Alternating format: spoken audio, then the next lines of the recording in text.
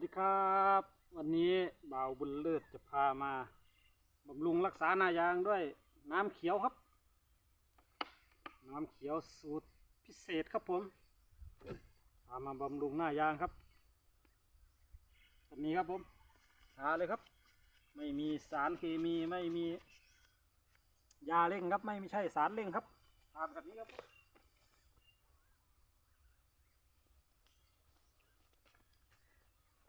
เชื่อใจได้ปลอดภัยจากสารเคมีครับ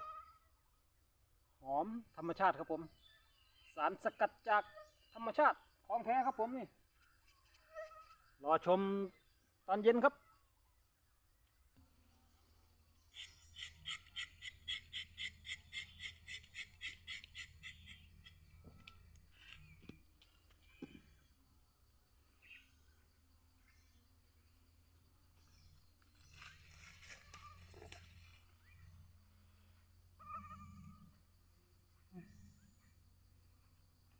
ไหลอยู่